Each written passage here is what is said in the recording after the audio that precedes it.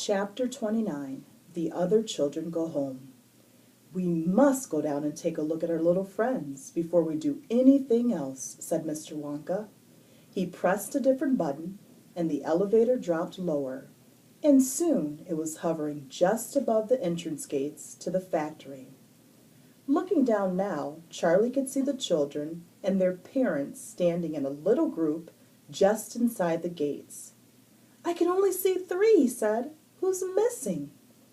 "I expect it's Mike TV," Mr. Wonka said, "but he'll be coming along soon."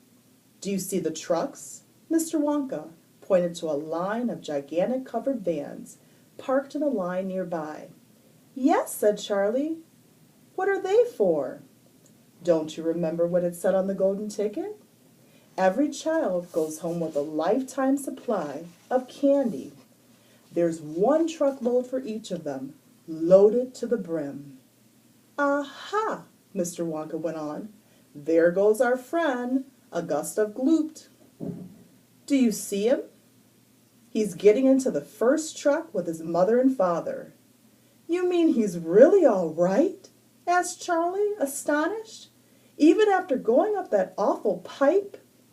"He's very much all right," said Mr. Wonka.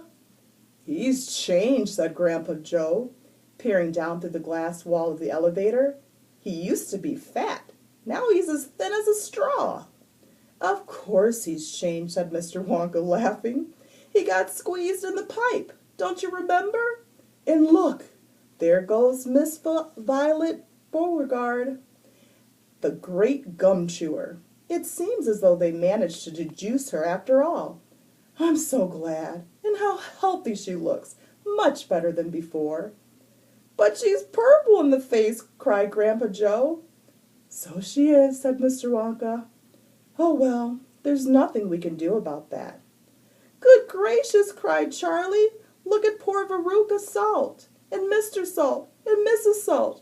They're simply covered with garbage."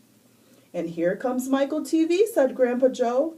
"Good heavens! What have they done to him? He's about 10 feet tall and thin as a wire."